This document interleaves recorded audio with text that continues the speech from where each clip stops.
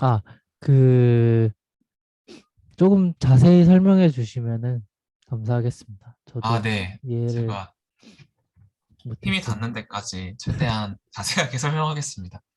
저도 네. 좀 더 자세히 쓰고 싶었는데, 너무 자세히 써놓으면은 약간 오히려 거부감이 생길 것 같아서 일단은 막 그 어펜딕스에 있는 내용은 최대한 빼고 여기다가 쓰려고 했거든요. 근데 하다가 뭔가 이게 뭔 소리야 싶으시면은 언제든지 끊고 말해주세요. 그래서 일단은 이제 시작을 하겠습니다. 오늘 제가 발표할 논문은 그 스코어 베이스 제너레이티브 모델인데요. 이제 거기다가 어떤 물리적인 컨셉을 갖고 와서 이제 스코어 베이스 제너레이티브 모델을 한 단계 업그레이드 시킨 논문이고요. 그래서 여기서 약간 키워드를 몇 개를 가져가자면은 일단은 해밀토니안이 중요하고 그다음에 크리티컬 댐핑이 중요하다고 생각을 할 수가 있거든요. 그래서 이 밑에 여러 가지를 이해하기 앞서가지고 백그라운드가 되게 많이 필요한데 그래서 먼저 몇 가지 컨셉을 설명을 드리도록 하겠습니다. 그래서 먼저 그 이해하는 데 도움을 주는 게 해밀토니안 몬테칼로가 뭔지거든요. 이게 아마 한 번씩은 다 들어보셨을 거예요. 이게 뭔지. 이게 MCMC의 되게 대표적인 내용인데 우리가 MCMC 중에 잘 알고 있는 건 란제빈 MCMC가 있죠. 근데 그게 좋았던 게 칙 하나 띡 있고 이제 그거에 대한 인투이티브한 어떤 뜻도 사실 좀 명확한 편이었거든요. 어떤 그 그레디언트 오브 로그 데이터 덴시티를 따라가지고 이제 그레디언트 에센트를 할 거고 거기다가 뭐 노이즈 텀을 추가하겠다 뭐 이런 내용이었는데 해밀토니안 몬테칼로는 처음에 디스크리타이제이션 스텝을 보면은 일단 이게 뭔 소리야 싶습니다. 근데 그게 왜 그러냐면은 우리가 관심 있어 하는 베리어블 말고도 다른 베리어블을 추가로 갖고 와가지고 그거를 가지고 복잡복잡 해야 되기 때문에 그렇거든요. 그래서 그럼 그게 왜 필요한지에 대해서 이제 이건 이제 논문에서 갖고 온 내용들인데 인투이션을 설명을 하자면은 일단 좀 뜬금없긴 하지만 컬스 오브 디멘셔널리티부터 대충 설명을 하고 넘어가겠습니다. 이미 익숙하실 수도 있는데 이제 우리가 상상할 수 있는 1D, 2D, 3D 케이스를 생각을 해볼게요. 그다음에 이제 1D에서는 어떤 델타라는 길이를 가진 인터벌이 있다고 생각을 하면은 그 인터벌의 길이 델타와 걔를 둘러싸고 있는 인터벌의 길이 두 배가 되겠죠. 그렇게 있을 거고 이제 2디멘셔널 스페이스에서는 이제 뭐 어떤 델타 볼이 있을 거고 그거를 감싸고 있는 띠가 있을 건데 그 띠의 부피가 뭐 그때는 4배가 될 거고 뭐 이거를 볼륨 단위로 가면 8배가 될 거고 그런 식으로 우리가 디멘션을 딱 하나만 증가시켜도 우리가 생각할 수 있는 게 어떤 우리가 속한 스페이스, 우리가 관심 있는 어떤 특정한 부분의 부피보다 그거를 둘러싸고 있는 부분의 부피가 엑스포넨셜하게 커진다를 생각을 할 수가 있어요. 그래서 여기서 제가 써놓은 D라는 거를 네, 제가 이야기, 그러니까 포장지인데 두께가 델타인 거죠. 그쵸, 그쵸. 아, 네, 감사합니다. 네네. 그 포장지의 어떤 메저가 엑스포넨셜하게 커지는 그게 문제여서 그래서 이제 밑에 이제 이런 인투이션들이 나오는데 그래서 우리가 결국에 만약에 우리가 샘플링을 하고자 하는 또는 뭐 그 뭐 expectation을 취하고자 하는 어떤 타겟 디스트리뷰션 파이 큐라는 게 있을 때 어떤 거를 고려해야 되냐면 예를 들어 어떤 f라는 펑션의 expectation을 구하고 싶다고 쳐봐요. 그러면은 우리가 이걸 애널리틱하게 계산할 수는 없을 테니까 이거를 잘 계산을 하려면은 우리가 가지고 있는 컴퓨트 파워를 DQ, 파이 Q가 큰 값들을 가지는 곳에서 집중을 하고 싶을 거 아니에요? 근데 문제는 그냥 파이 Q가 큰 값이 아니라 DQ, 파이 Q가 이제 큰 값에서 그 저기 컴퓨테이션을 하고 싶다는 게 요지거든요. 근데 하이 디멘셔널 스페이스에서는 이런 게 우리가 어떤 모드가 여기 가운데 있다고 가정을 하면은 DQ 값이 거기서 멀어지면서 엑스포넨셜하게 증가하기 때문에 이 그 두 개 사이에 어떤 약간 중간 지점이라고 해야 되나요? 이런 부분에 티피컬 셋이라는 게 형성이 되어 있다라고 말을 하더라고요. 그래서 그 그거를 여기서 좀 이해가 안 가는 게 DQ가 고정된 값이라서 결국엔 파이 Q가 크면은 저 probability mass도 커지는 거 아닌가요? DQ가 고정된 값이다. 가장 그러니까 그 0에 수렴하는 작은 값이고 그거는 Q에 따라 달라지는 값은 아니지 않나 해서 음. 근데 네, 그래 이거를 네. 디퍼렌셜로 써놔가지고 조금 그럴 수도 있는데 디퍼렌셜 말고 그냥 델타 Q라고 생각을 해보시고 그 특정 부분에서의 그러니까 이게 뭐 펑션 오브 그 그러니까 델타 어떤 펑션 오브 Q라고 생각을 해보시면은 그 델타라는 값이 뭔가 그 위치에 따라 가지고 변하긴 하잖아요. 부피가. 네, 그 시작점에서부터 뭔가 멀어질수록 커지긴 하겠죠. 델타가. 네네네. 그래서 네. 이게 DQ라는 값이 제가 디퍼렌셜로 이거 표현해 놔가지고 조금 헷갈리실 수도 있었겠는데 이게 고정된 값이라기보다는 그 위치에 따른 펑션이어가지고 멀어질수록 커지는 애라고 생각하셔도 될 것 같아요. 그럼 왜 익스포넨셜하게 커지는 거예요? 왜 익스포넨셜하게 커지냐고요? 저 그래프를 보면은 뭔가 DQ가 이렇게 익스포넨셜하게 올라가고 있는 것처럼 보여서. 아, 그쵸. 그게 이제 아까 여기 위에서 설명한 것처럼 특정 점을 감싸고 있는 띠가 훨씬 더 클 거고 그 띠를 감싸고 있는 띠가 또 엄청 훨씬 더 커질 거고 걔를 감싸고 있는 띠가 더 엄청나게 커질 거고 약간 이런 느낌으로 해서 엑스포넨셜하게 커지는 겁니다. 부피가 그렇게 익스포넨셜하게 커지는 그쵸, 그쵸. 거죠.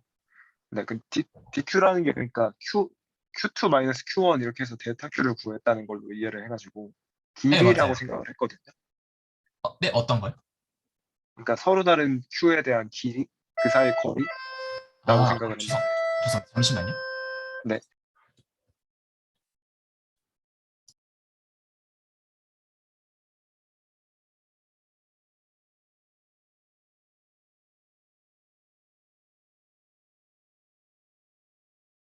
아, 네, 죄송합니다. 네, 이어서 말씀드리면은 네, 그 뭔가 2 마이너스 Q1 이런 느낌이 결국에는 그 B의 부피라고 생각할 수가 있거든요. 그러니까 음, 음, 그러니까 이게 부피가 Q라는 게 점점 그 중심에서 멀어질수록 커지는 애고 이제 그 DQ가 그 증가하는 부피의 양만큼이 되는 거니까 네. 그 가로축은 네. 어떤 의미인 거예요? 저 가로축이 Q 마이너스 Q 모드인 거죠? 가로축이 그쵸, 그쵸. 그게 맞는데 그러니까 뭐 좀 더 인투이티브하게 가로축을 쓰자면은 Q가 이제 중심에서 멀어질수록 이제 이 가로축이 커지는 거라고 생각할 수도 있을 것 같아요. 네, 중심이라는 게 저 모드를 네네네, 말하는 거죠? 모드요. 네. 네. 음, 파이 Q의 모드죠? 그쵸. 그러면, 모드, 네. 아, 네. 그래서 중간에서 0이고, 네네. 네. 파이큐는 모드에서 가지고 네. DQ는 저 차이가 커질수록 익스포넨셜하게 증가하고, 뭐, 네네. 어떻게 네. 오케이. 일단 알겠습니다. 네, 지금 알겠습니다. 이해하기 좀 어려운 것 같긴 한데, 네. 아, 네. 네, 일단은 넘어가겠습니다. 그래서 그러니까 여기서 중요한 점은 어쨌든 이 어떤 하이디멘셔널 스페이스에 이 D 같은 티피컬 셋이라는 부분이 존재한다는 거예요. 그래서 값이 큰 지점들이라고 생각을 할 수가 있고 원하는 것은 우리가 샘플링을 하더라도 이 D 근방에서 샘플링을 하고 싶은 거죠. 근데 뭐 예컨대 우리가 파이큐에 대한 디스트리뷰션을 얼추 알고 있다고 생각을 해봅시다. 어, 예를 들자면 스코어 펑션을 알고 있을 수 있겠죠. 많은 경우에 스코어 펑션을 에스티메이트 할 수가 있고 그러면 이제 우리가 이렇게 생겨먹은 벡터 필드를 안다고 생각을 할 수가 있어요. 근데 그걸 이용해가지고 MCMC 샘플링을 하게 되면, 예를 들어 란제빈 다이나믹스를 쓰게 되면은 이 샘플들이 다 이 모드 쪽에 치우쳐 있을 거거든요. 그래서 그건 이제 우리가 원하지 않는다. 그럼 뭐 어떻게 할 거냐? 그래서 피지컬 인투이션을 갖고 오는데, 우리가 갖고 있는 이제 베리어블을 Q라고 한다면 그거에 대한 auxiliary variable P라는 걸 갖고 와요. 자, 앞으로 제가 이 auxiliary variable을 듀얼이라고 또 부를 거고, 뭐 하여튼 비슷한 다른 이름들로 부를 건데, 어쨌든 비슷한 개념이라고 생각을 할 수가 있어요. 우리가 관심 있는 베리어블이 아니라 이제 그거를 도와주는 어떤 베리어블이라고 하는 거죠. 근데 이제 그게 왜 나오냐면은, 우리가 이제 그 가운데 있는 모드에 지구가 있다고 생각을 해봐요. 지구가 있다고 생각을 하면은 그 주위로 인공위성을 돌게 하고 싶은데, 그냥 중력만 존재를 한다면, 그러니까 얘를 스코어 펑션에 따라가지고 가기만 하면은 얘가 지구로 충돌을 해버릴 거 아니에요? 근데 우리가 원하는 건 이 티피컬 셋 위에서 이제 그 얘가 뱅글뱅글 도는 걸 원하기 때문에, 그럼 어떻게 해야 되냐면은 이 중력이랑 딱 이퀄리브리움을 이루고 있는 어떤 모멘텀을 원한단 말이에요. 그래서 이 모멘텀을 주는 게 이제 P라는 애의 역할이라고 생각을 하실 수 있습니다. 그래서 그런 역할을 하는 게 이런 듀얼 베리어블 P다라고 이제 생각을 할 수가 있습니다.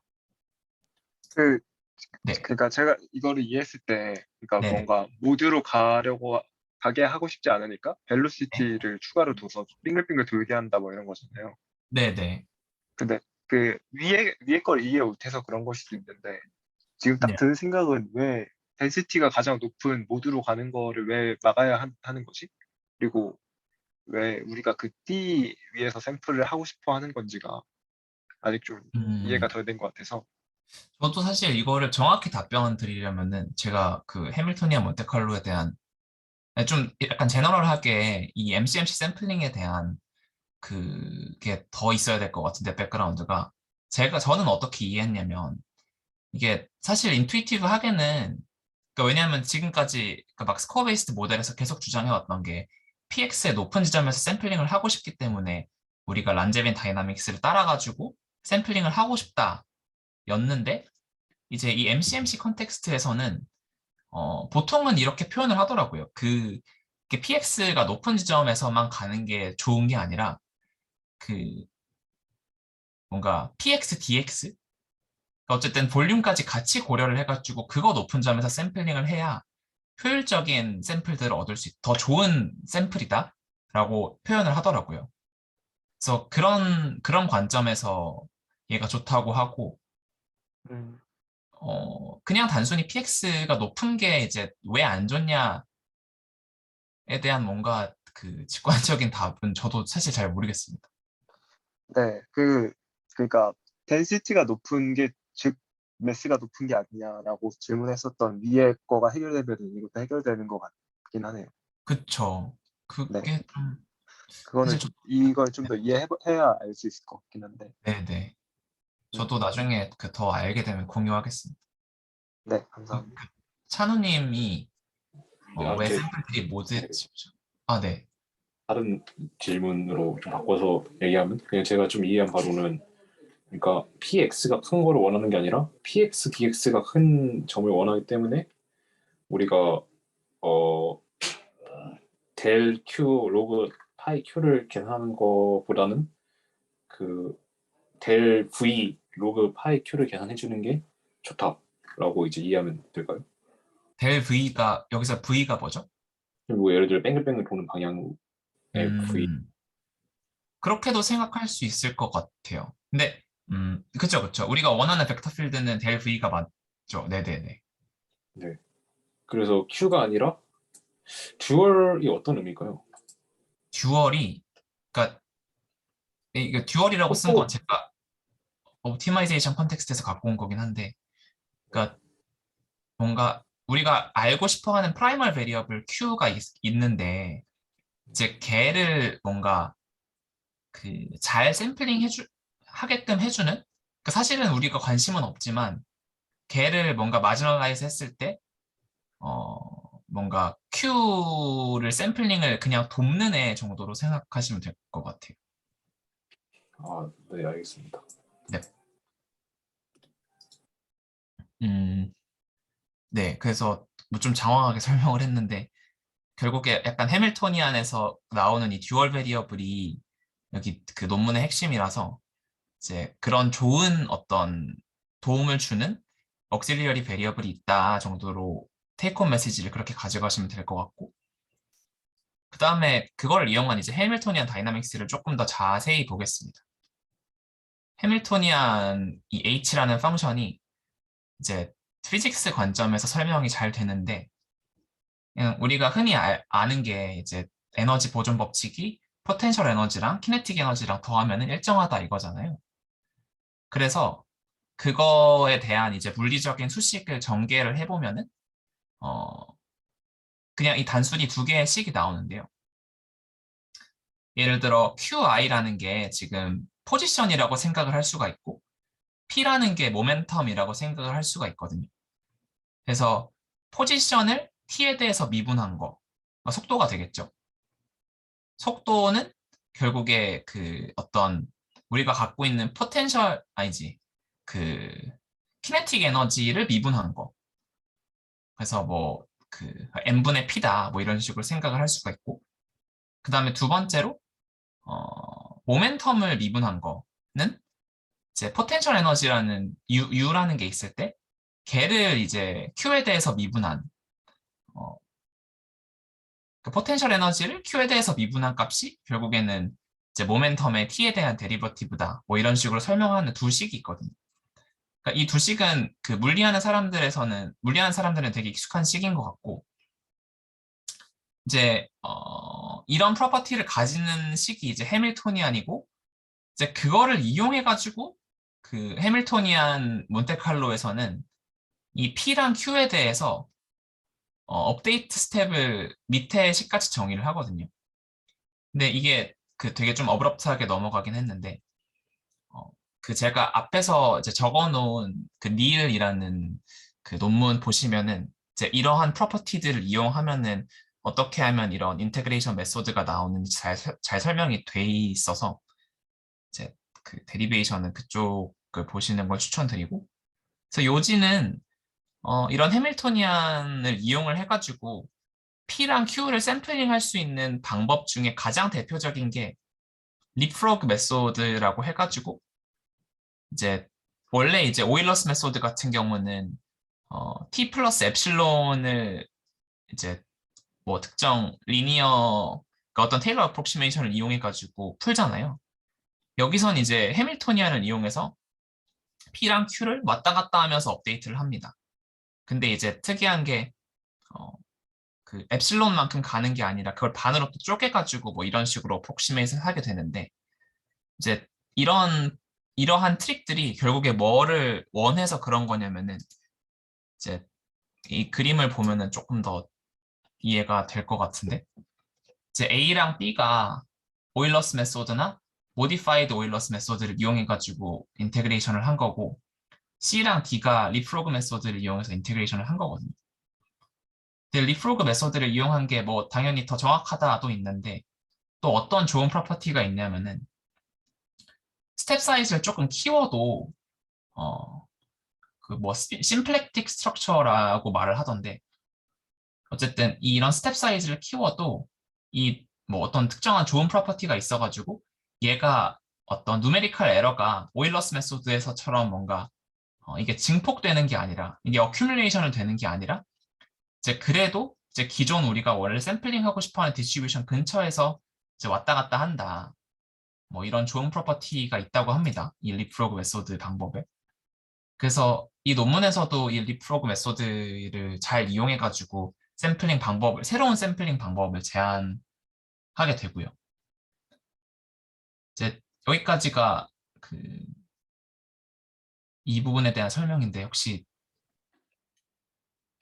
그러면 우리의 전체적인 컨셉은 해밀토니안을 잘 설계해서 원운동을 그러니까 사실은 해밀토니안에서 뭐 예를 들어서 포텐셜 에너지가 얼제곱분의 1에 비례하면 타원 운동을 하는 걸로 알려져 있는데 네. 우리의 이제 목표는 적당히 좋은 U와 K를 잘 설계해서, 그러니까 포텐셜과 카이네틱 에너지를 잘 설계를 해서 원운동을 하게 만들자. 이 건가요? 맞습니다. 네네. 네. 네, 감사합니다. 네. 그렇게 하고 일단은 그럼 넘어가겠습니다.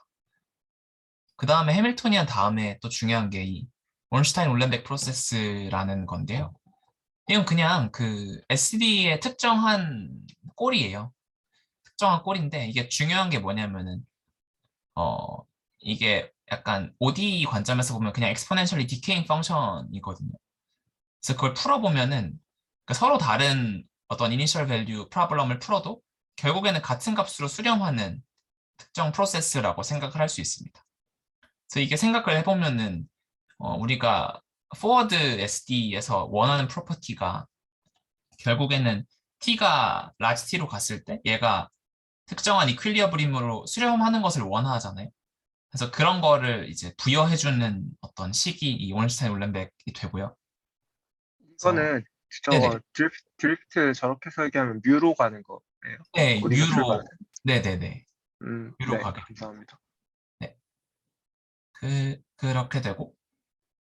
그래서 아무튼 앞에서 말한 두 개를 짬뽕 시킨 거예요, 결국엔. 그래서 이제 드디어 그 논문에서 말하는 바를 설명을 할 수가 있는 건데, 그림을 되게 잘 그렸다고 생각을 했는데요. 논문에서 우리가 원하는 이미지 베리어블은 이 XT라는 베리어블이에요. 그리고 우리가 인트로듀스 할 게 뭐냐면은 VT라는 어떤 옥실리어리 베리어블이라고 생각을 하면 돼요. 그래서 각각의 마지널을 보면은 우리가 원래 이제 익숙했던 어떤 포워드 리버스 SD의 모양은 이제 PX 얘의 이제 어떤 0부터 1까지 가면서 얘의 모양을 원했던 거고 이제 우리한테 추가로 주어진 게 이 B의 0부터 1까지 가는 과정인 거죠.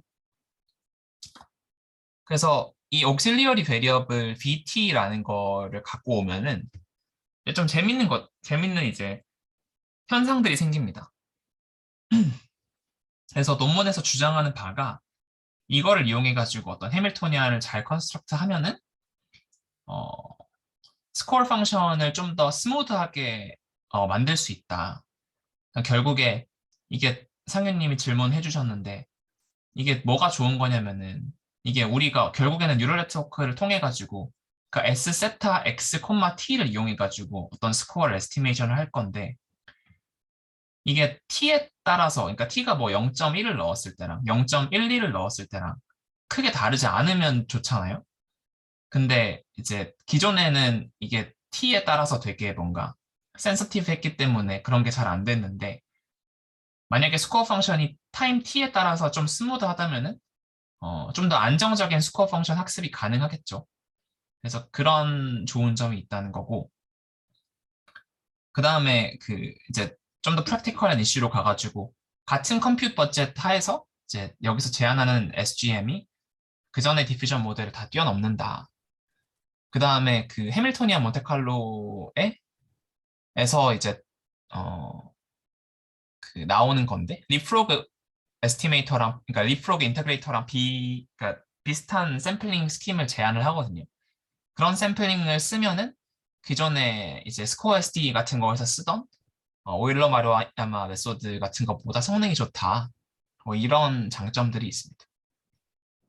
그, 네. 저 1, 2, 3번이 왜 그런지,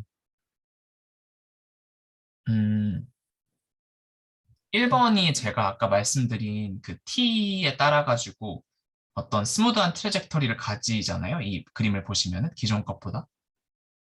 그래서 그런 것 때문에 학습하기 수월하다는 뜻이었고요. 2번은 방금 전에, 네. 음, 스무스한 트래젝토리를 따르는데,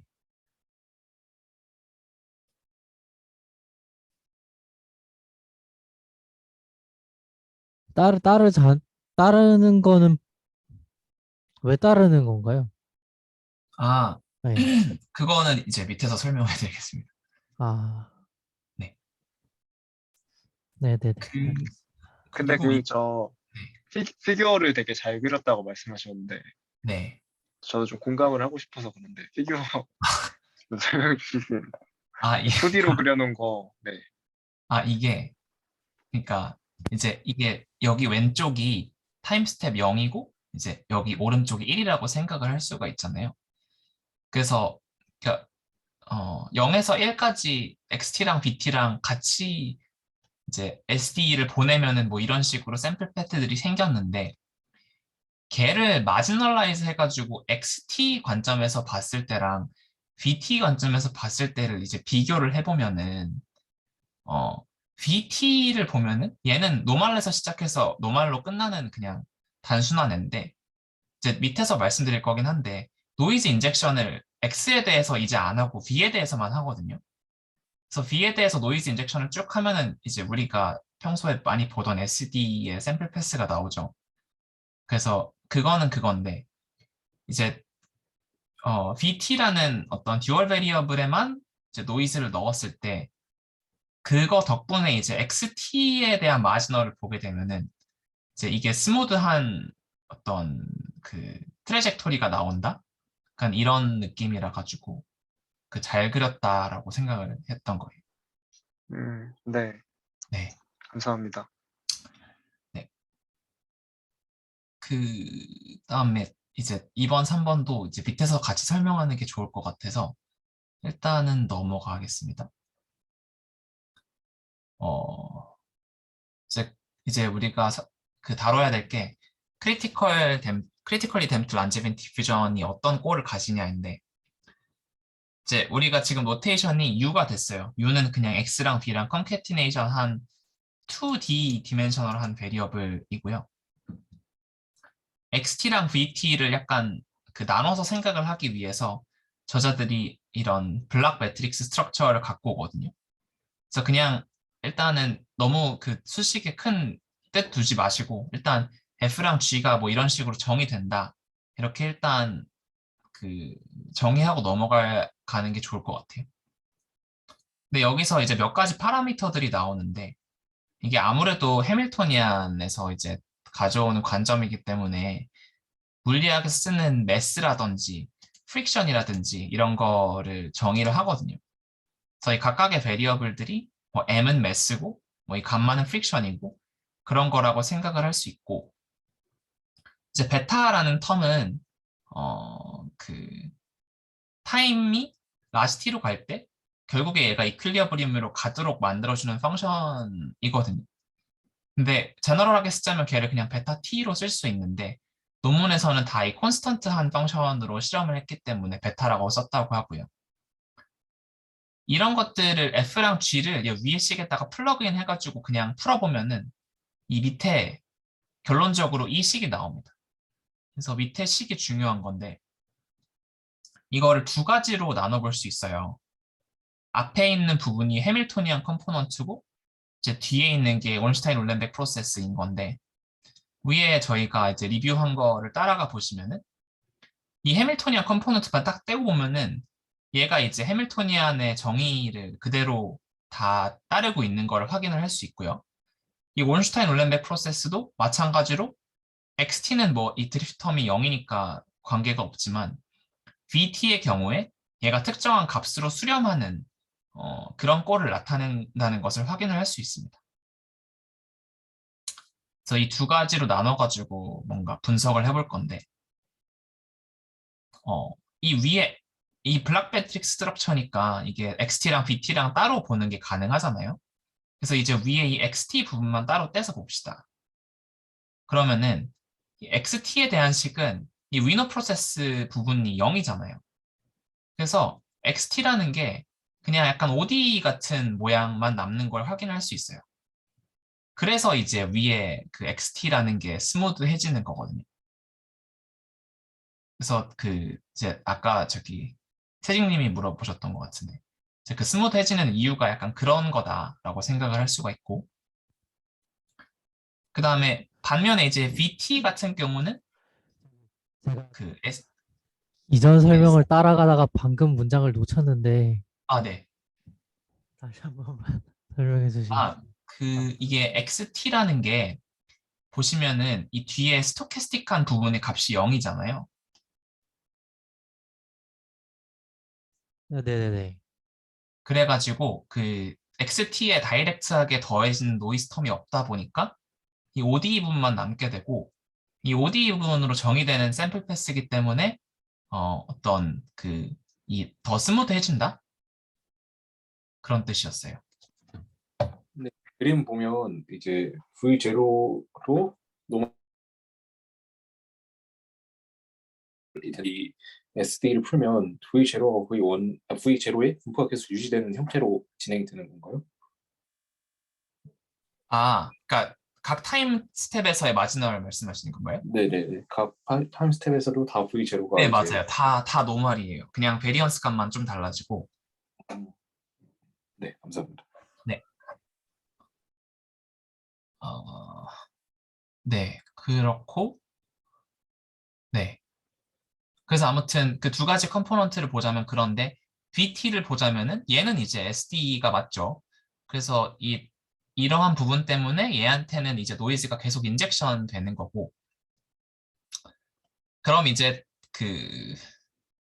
이 각각의 컴포넌트가 어떤 역할을 하냐를 이제 저자들이 설명을 하는데 이게 저도 좀 더 잘 설명을 드리고 싶은데 그냥 되게 하이 레벨에서 설명을 드리자면은 이 해밀토니안 컴포넌트가 있기 때문에 우리가 XT를 샘플링 할 때 그 앞에서 이제 해밀토니안 몬테칼로가 좋았던 것처럼 좀 더 잘 샘플링을 할 수가 있고 그 다음에 해밀토니안 컴포넌트가 있을 때 이퀄리브리엄에 더 효율적인 컨버전스가 가능하다라고 설명을 하고 있고 그 다음에 원슈타인 울렌베 프로세스이기 때문에 그 뒷부분은 이 뒷부분 때문에 결국에 우리가 원하는 이퀄리브리엄으로 간다라고 설명을 하고 있어요. 그래서 실제로 그, 네. 이퀄리브리엄으로 더 효율적인 컨버전스가 어떤 의미인가요? 음, 사실 그 말이 정확히 맞는 말인지는 모르겠는데 저자들이 그거에 대한 대답을 할 때, 우리가 어쨌든 되게 복잡한 데이터 덴시티에서 노멀 덴시티로 보내잖아요. 그때 노멀 덴시티로 더 빠르게 간다는 뜻이에요. 근데 저자들은 그걸 최대한 노멀 덴시티로 빠르게 보내는 게 좋다고 표현을 하거든요. 그래서 그런 면에서 더 효율적이다 이런 뜻입니다. 거기에서 해밀토니안이 왜 도움이 되는 거죠? 아, 그것도 죄송해요. 이게 아니 죄송하실 게 아니라 저도 저도 더 잘 설명을 하고 싶은데 제가 식견이 부족해가지고 저는 그냥 하이 레벨에서 그렇게 이해를 하고 있어요. 그냥 해밀토니안 컴포넌트가 있을 때 어, 그 뭔가 앞서 봤던 것처럼 우리가 데이터 스페이스를 좀 더 잘 익스플로어 할 수 있고 이제 거기서 논문에서 또 주장하는 바가 어, 뭐랄까 우리가 원하는 부분으로 더 쉽게 간다 뭐 이런 설명도 있거든요. 그래서 그런 프로퍼티 때문에 더 효율적인 컨버전스라고 얘기를 하는 게 아닐까 생각을 하고 있어요. 근데 제가 말하면서도 이게 되게 안 좋은 설명인 것 같긴 하네요.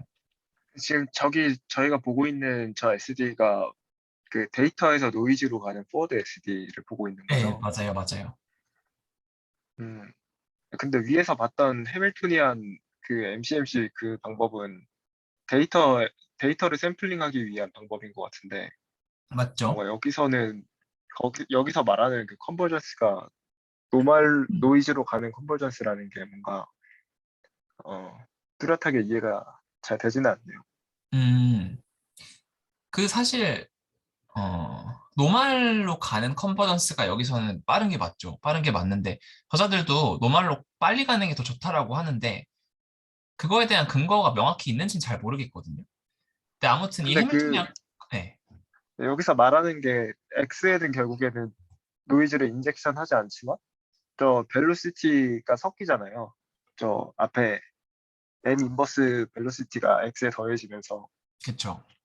네, 그걸로 인해서 간접적으로 x를 훼손하는 것 같은데 어떻게 그렇죠, 더 그렇죠. 빨리 가는 게 되는 거예요? 아, 그러니까 그게 약간 해밀토니의 특징인 것 같아요. 그러니까 이런 식으로 구성을 해놓고 나면은 걔가 어 이렇게 식을 쓰면은 가장 빨리 보내는 특징을 갖고 있다. 약간 이런 느낌. 그러면 위에서 본 뭔가 해밀토니안 MCMC는 뭔가 그런 거 아니었나요? 띠를 돌게 하는 그 음, 그쵸. 그거랑은 그러니까 무슨 관계가 있는 거예요? 그 사실 그 띠를 돌게 하는 거는 여기서 관계가 있다기보다는 뒤에서 샘플러 설명할 때 좀 더 관계가 있거든요. 아, 그래서 그래요? 네네. 그건 아마 음, 그쪽에서 보는 게 좀 더 이해가 수월할 것 같아요. 네, 알겠습니다. 네.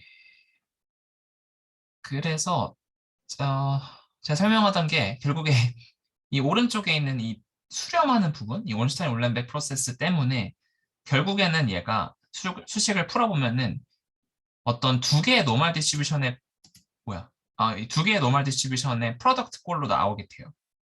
그래서 얘가 결국에는 이 x랑 b에 대해서 둘 다 노멀로 나타내지는 어떤 특정한 디스트리뷰션으로 간다는 거를 이제 알 수 있습니다. 그 다음에 이제 이때 네, V랑 X는 인디펜던트한가요? 이게 그냥 그렇게 가정을 해요. 이게 그러니까 t는 0에서 인디펜던트 하다고 가정을 하고 그렇게 따라가지고 이 프로세스를 정의를 하면은 다 인디펜던트 하게 나오고 이때도 아, 인디펜던트 합니다. 그 사실 조금 이제 조금 직관적으로 이해가 안 되는 게 T가 0에서는 당연히 인디펜던트하게 할 수 있는데 네. 그 다음 프로세스부터 XT는 VT의 영향을 받고 VT는 XT의 영향을 받는데 어떻게 그게 그렇게 인디펜던트하게 되는지가 직관적으로 제가 아직 이해를 못해서 그런데 이 마지막 시점에서요? 네, 마지막 시점에서 예를 들어서 계속 지금 XT는 VT의 영향을 받고 VT는 그 위치에 이제 영향을 계속 받아서 네. 서로 지금 얽혀 있는데 어떻게 마지막 부분에서 인디펜던트하게 되나요?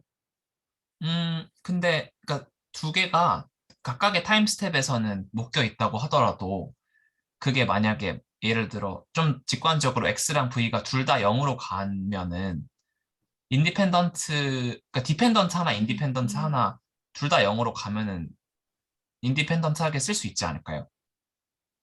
아, 일단 둘 다 영어로 가는 게 아니라 둘 다 로말한 예로 가는 건데 아, 일단은 네, 음, 네, 네, 네. 이건 제가 그냥 몰라서 그렇죠. 저도 네. 저도 그러니까 제가 말한 0으로 간다는 게 이제 민 값이 0으로 간다는 뜻이었어요. 그러니까 노말로 가는데 어, 아, 둘 다 그러면 제로민 노말로 가면은 네, 결론 코베리언스가 0인 걸 증명을 해서 뭐 로말인 것도 증명하고 코베리언스가 0인 걸 증명하면 될 수도 있겠네요. 그게 그렇게 아마 전개가 됐던 것 같아요. 어펜딕스 A가 아, 정확히는 기억이 안 나는데 하여튼 네, 알겠습니다. 분명히 그런 식이었던 것 같아요. 네네. 네, 감사합니다. 네, 그러니까 SD 중간 과정은 서로 관여를 하는데 결국에는 어떤 정해진 지점으로 수렴하게 설계를 해서 뭔가 맞아요, 맞아요. 네네. 끝에 가서는 어차피 중립이다 뭐 이런 거. 네네, 맞아요. 음, 네, 알겠습니다. 네.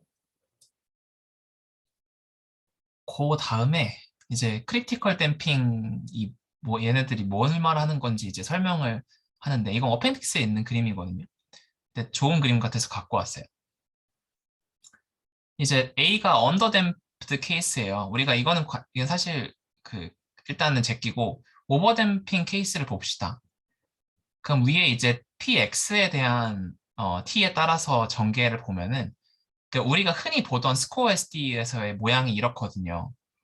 실제로 어펜딕스의 증명 과정을 따라 보면은 VSD라든지 VPSD 같은 경우는 이러한 오버댐프드 케이스라는 걸 증명을 해놨어요.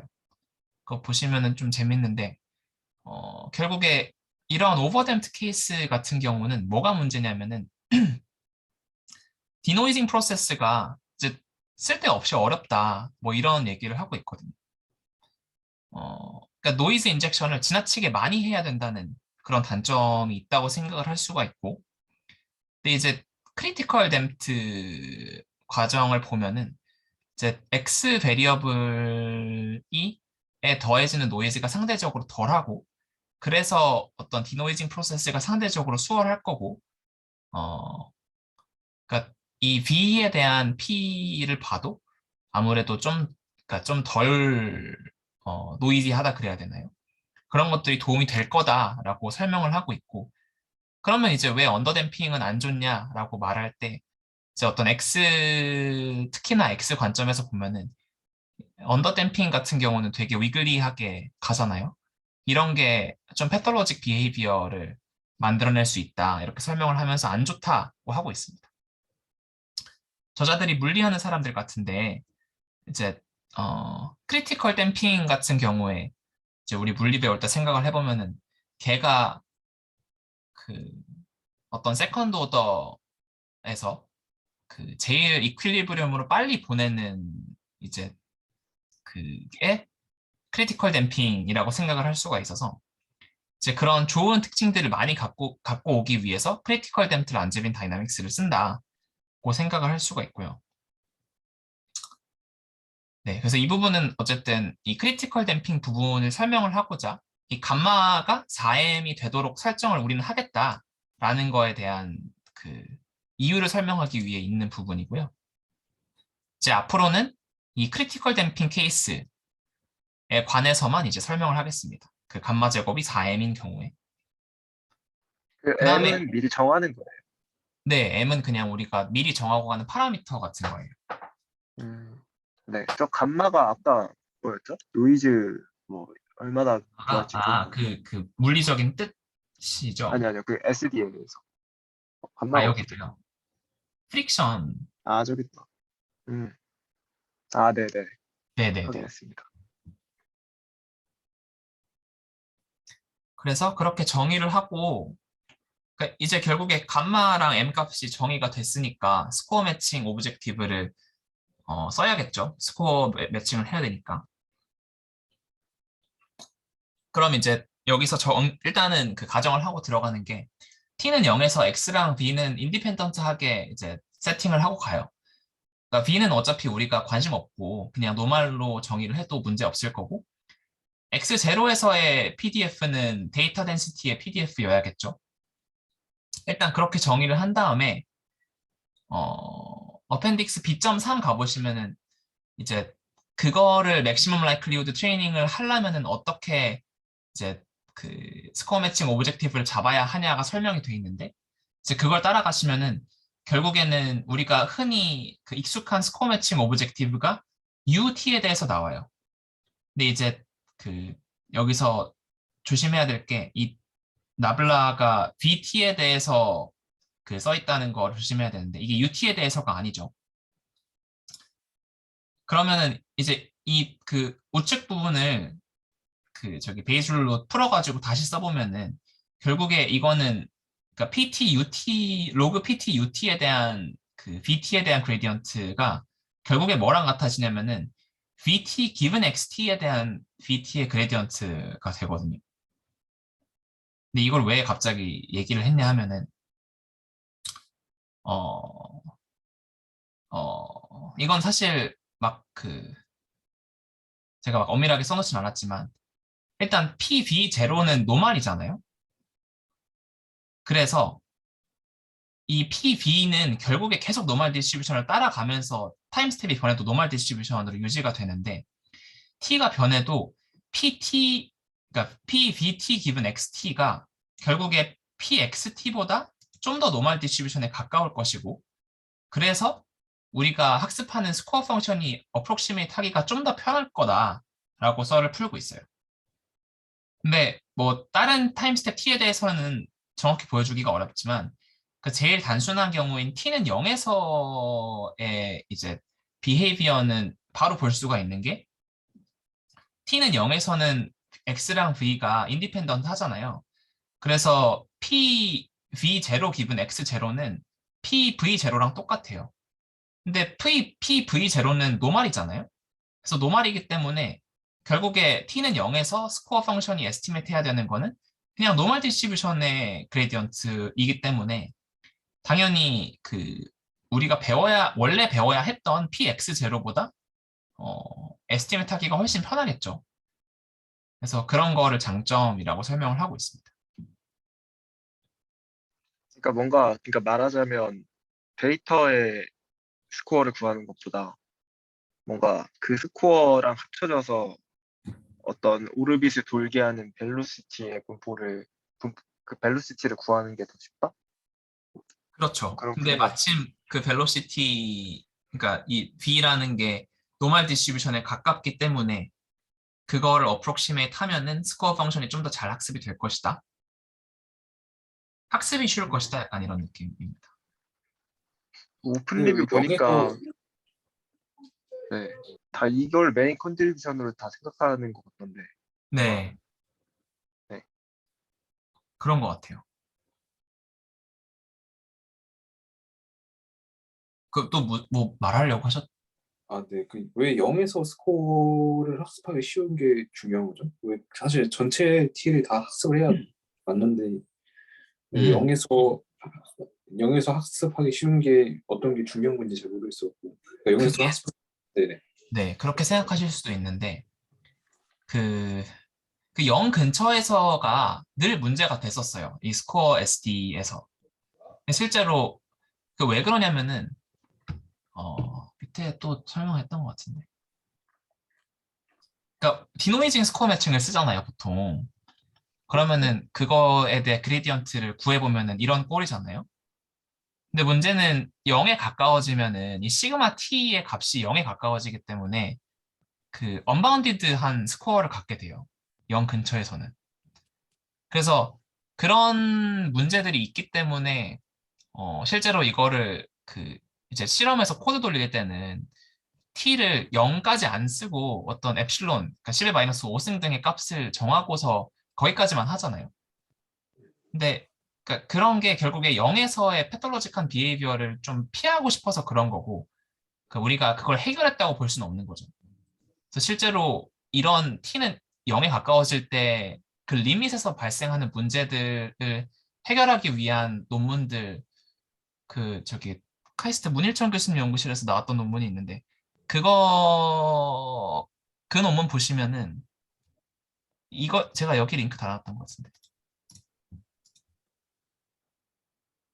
예, 이 논문 보시면은 약간 t는 0에서 뭐가 문제가 되는지 좀 더 자세히 나와 있을 것 같아요. 이거 보시면 도움이 될 것 같습니다.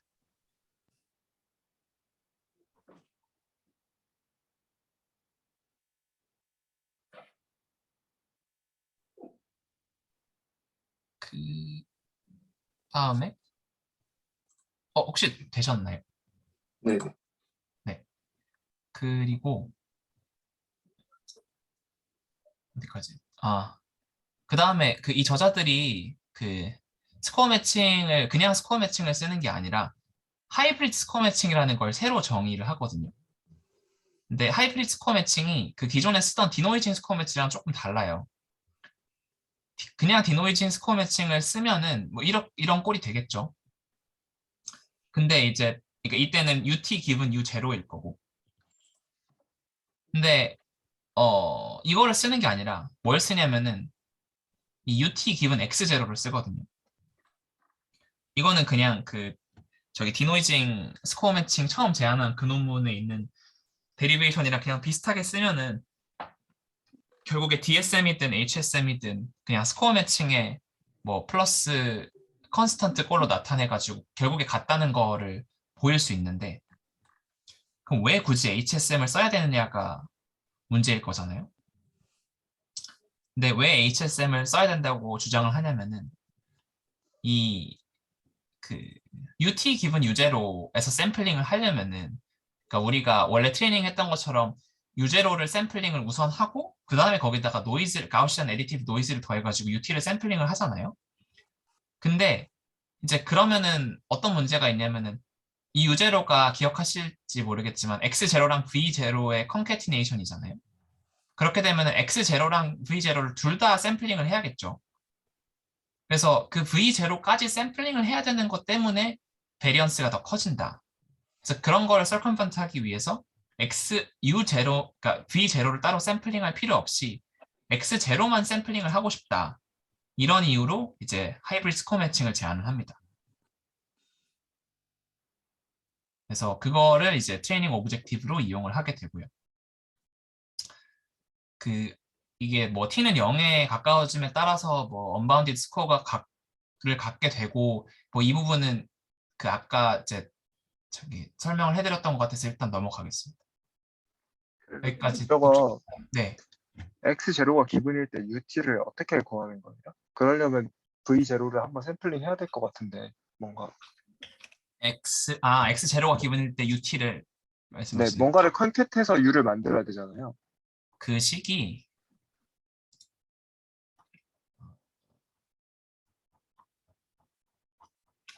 잠시만요. 그냥 클로스 폼으로 나오긴 하거든요. 그게 어디지?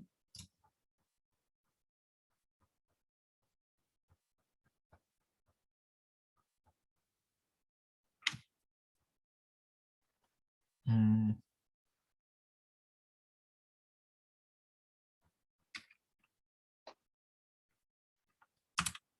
나온다는 게 저 오브젝티브가 그냥 나온다는 말이죠. 네네. 이 그레디언트가 그냥 나와서 따로 제 기억에는 V0를 샘플링하지 않아도 나왔던 것 음. 같아요. 그냥 수식으로 애널리틱하게. 그러면 그러니까 UT가 나올 필요도 없이 그냥 저 오브젝티브 계산이 된다는 얘기죠. 그러니까 UT가 X0보다 디멘션이 2배잖아요. 네네. 그러니까 그걸 만들려면 뭔가 V를 샘플링 해야 되니까 그거 없이 바로 계산이 그런 되는 건가? 뜻으로. 근데 네네. 그게 아마 저 V 쪽의 디멘션 부분에는 막 0이 들어가고 그래가지고 아, 어쨌든 따로 샘플링 할 필요가 없었던 것 같아요. 이게 블록 네. 매트릭스 스트럭처라 가지고 그런 현상인 것 같은데. 네. 일단은 알겠습니다. 네. 됐습니다. 그러면 이제 스코어 펑션 뭐 이렇게 해가지고 에스티메이트 했다고 가정하고 스코어 펑션 학습했다고 가정하고 그 다음에 이제 샘플링을 해야겠죠. 샘플링을 어떻게 하냐를 알아봅시다. 그냥 앤더슨 스티어럼 쓰면은 리버스 SD가 이렇게 나온대요. 리버스 SD가. 근데 마찬가지로 여기서도 해밀토니언 컴포넌트 그대로 있고요. 온슈타인 올렌베 프로세스 컴포넌트 그대로 있고 대신에 추가로 있는 부분이 스코어 펑션을 여기서 S라고 표현을 했고 즉 그 부분을 이제 S라고 표현을 합니다. 추가적으로 이 부분이 새로 있다고 생각을 할 수가 있고요. 그러면 이제 이 샘플러를 어떻게 할지를 정의하기 위해서 여기서는 포커 플랭크 이퀘이션을 갖고 와가지고 설명을 하는데 포커 플랭크 이퀘이션이 뭔지 잘 모르시는 분들을 위해서 간략하게만 설명을 하자면은 포커 플랭크 이퀘이션이 하는 말은 결국에 뭐냐면은 각각의 타임 스텝 t가 있잖아요. 각각의 타임 스텝 t에서의 마지널 디스트리뷰션이 어떤 식으로 이볼브 하는지를 설명하는 이퀘이션, 설명하는 파셜 디퍼런셜 이퀘이션이라고 생각을 하시면 돼요. 그래서 이거를 써가지고 어떤 마지널 PT의 뭐 스태티스틱을 다 구할 수가 있습니다. 자, 그런 오퍼레이터라고 생각을 하시면 되고 이제 여기 뒤에서는 제가 되게 대충 써놓긴 했는데 결국에 이 식을 전개를 해가지고 막 장황하게 쓸 수 있는데 그거를 좀 컴팩트하게 쓰기 위해서 이런 LA랑 LS라는 오퍼레이터들을 갖고 와가지고 좀 컴팩트하게 표현을 했거든요. 그래서 결국에 우리가 풀고자 하는 문제는 이거다라고 설명을 하고 있는 거예요. 그래서 이제 뭐 이게 뭐 전개 과정은 뭐 논문에서도 나와 있지가 않은데 뭐 하여튼 여러 가지 테크닉을 쓰면은 이렇게 이러한 꼴을 이제 디스크리타이즈 해가지고 나타낼 수가 있대요. 디스크리타이즈 해가지고 나타낸 표현이 이제 우항에 있는 이런 표현인데 이렇게 표현하는 근데 일단 이거 설명하기 전에 보시면은 리프로그 에스티메이트 인테그레이터랑 되게 비슷한 꼴이거든요. 그게 뭔 소리냐면은 아까 오일러 메소드가 아니라 리프로그에서는 2분의 엡실론을 앞뒤로 나누고 이제 듀얼 베리어블에 대해서만 이제 엡실론만큼을 업데이트하는 스텝이 있었잖아요. 그래서 이것도 마찬가지로 이런 식으로 나누게 돼요. LA에 대한 델타를 이제 앞뒤로 나눈 거죠. 근데 일단 이렇게 나누고 보면은 그 좋은 점이 뭐냐면은 이제 이 A 부분은 스코어 펑션이 아닌 이제 이 앞부분에 대한 그 에볼루션이거든요. 근데 이 앞부분은 보시면은 FINSD예요. 그래서 FINSD는 그 각 타임 스텝 T에서의 디스트리뷰션이 다 노말이고 그래서 결국에는 표현이 다 그 애널리틱하게 가능하거든요. 그래서 이 특정 부분은 이 LA에 관련된 부분은 가우시안으로 애널리틱하게 설명이 됩니다. 그리고 이제 그 S 부분이죠. 스코어 펑션이랑 관련 있는 이 LS 부분은 되게 좋은 게 보시면 S 부분에는 위너 프로세스랑 관련이 하나도 없어요. 그래서 S 부분도 SD를 푸는 게 아니라 OD를 푸는 꼴로 나타낼 수가 있어요. 그러면 이제 그 뭐가 좋냐고 생각할 수도 있는데 이제 이 앞부분, 이 LA 부분이 그 우리가 뭔가 누메릭하게 에스티메이트 하는 부분이 아니기 때문에 애널리틱하게 컴퓨트가 되기 때문에 누메리컬 에러가 없다. 그 다음에 이제 이 OD 푸는 부분도 어쨌든 그 물론 이제 이게 오일러 디스크리타이제이션이기 때문에 그 누메리컬 에러가 있지만 델타 값이 좀 더 작게 들어가 가지고 뭔가 누메리컬 에러가 기존의 오일러 마루야마보다 좀 더 적다. 이게 이제 여기서 하고 싶었던 말인 것 같아요. 그래서 그거를 그 알고리즘으로 나타내자면은 좀 사실 앞부분만 봐선 이해하기 어려운데 그 여기 포문 안에 들어있는 이 스텝을 계속 하는 거예요. 그러니까 그 맨 앞부분 첫 번째 줄과 세 번째 줄은 이제 노멀 디스트리뷰션에서 샘플링 하는 부분이고 이제 두 번째 줄이 이제 그 OD를 디스크리타이즈 해가지고 푸는 그런 부분입니다. 그래서 이게 이제 저자들이 제안하는 새로운 샘플링 방법이라고 볼 수 있습니다. 이거는 네. 네, 좀 복잡한데 이거는 그러니까 리버스 SD 솔버를 만든 거예요. 얘네가. 맞아요. 리버스 SD 솔버를 만든 건데 근데 이제 따지고 그러면 보면은 네. 이게 SD 솔버는 아닌 거죠. SD를 푸는 과정은 어디에도 없기는 해요. 음, 그 위에서 나온 애들이랑은 관련 없이 별개로 만든 거예요. 그러니까 예를 들면 기존에 그냥 VPSD에도 이걸 쓸 수 있는 거예요.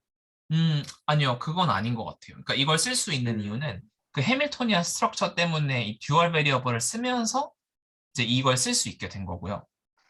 아, 기존에 있는 방식, 그러니까 오일러 마루야마를 여기서 쓸 수는 있지만 이제 그 이러한 샘플링 SSCS 이 방법을 기존 방식에선 쓰지 못하는 거긴 하죠. 네, 알겠습니다. 네. 그래서 네, 거기까지고요. 그 하여튼 방법이 되게 복잡하고 길었는데 결과를 보자면 뭐 이런 앞에 있던 테크닉들을 다 써가지고 결과를 뽑았는데 이제 그 시파10 FID 스코어를 보자면은 얘가 유일하게 딸리는 게 두 가지예요. 먼저 LSGM이 제가 알기로는 지금 소타로 알고 있는데 이제 이거보다는 잘 안 나온다. 근데 여기서 이제 비교를 한 게 우리 모델이 100 빌리언 파라미터를 가지는데 그거랑 비교를 할 때는 우리 FID가 훨씬 낫다라고 설명을 하고 있고 그 다음에 또 딸리는 게 NCSN++ VESD를 썼을 때 그러니까 2000 스텝을 썼을 때 가장 많은 샘플링 스텝을 썼을 때보다는 우리가 떨어진다. 근데 그거랑 또 비교를 하는데 그 가장 많은 샘플링 스텝을 썼을 때보다는 우리가 떨어지지만 근데 펑션 이밸류에이션이 이제 작아질수록 NFE가 작아질수록 우리께 그 누메리컬 에러가 적어가지고 좀 더 뭔가 퍼포먼스가 좋아진다 기존의 BESD보다 뭐 이런 식으로 설명을 하고 있습니다. 근데 어쨌든 제가 생각이 든 거는 그럼에도 불구하고 NCSM++ BESD를 이제 2000 스텝 리짐에서 따라잡지 못한 거는 새삼 이 기존 논문이 좀 대단하다는 생각이 들고요. 그다음에 그 샘플링 과정을 또 비주얼라이즈를 해줬던데 이게 위에가 XT고 밑에가 BT거든요. 그래서 이런 식으로 이제 타임 스텝이 이볼브 하면서 샘플링이 진행이 된다를 보여준 건데 이것도 저는 좀 재밌었던 것 같아가지고 갖고 왔습니다.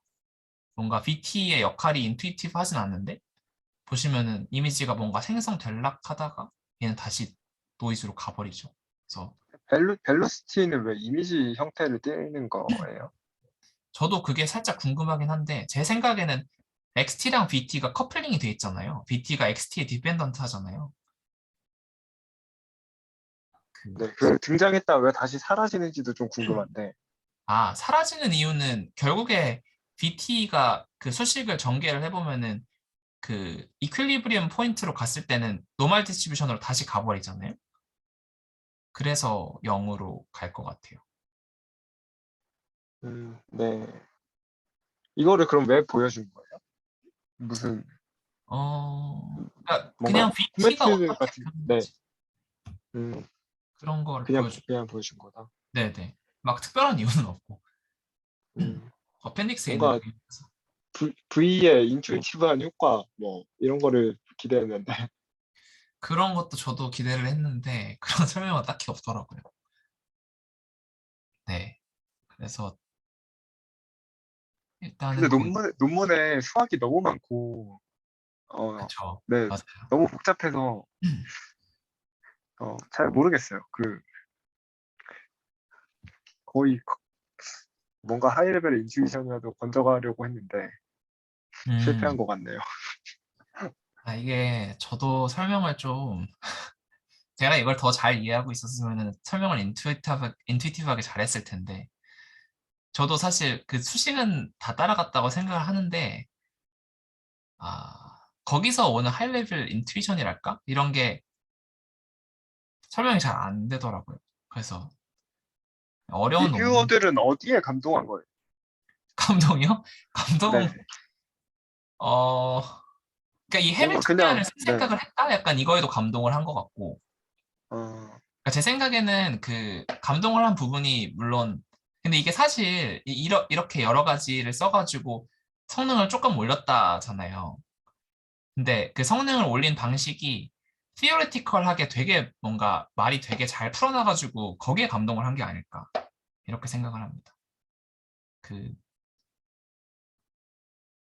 뭔가 실험을 먼저 하고서 그거에 맞는 티오리를 갖고 왔다기보다는 뭔가 티오리 먼저 디벨롭한 느낌이 강하게 들어서 거기서 뭔가 그걸 느낀 게 아닐까.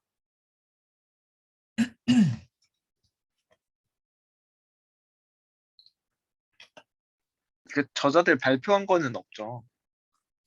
아마 네 아직 저는 못 봤어요. 아이클리어 아직 결과도 안 나왔죠? 저 잘 모르는데 아, 그래요? 저도 잘 모르는데. 아마 안 나왔을 건데 음, 그거 학회 할 때쯤 되면 하나 올라오지 않을까요? 네, 네, 아무튼 여기까지 하겠습니다. 감사합니다. 수고하셨습니다. 뭔가 논문에 대한 선호를 말할 수도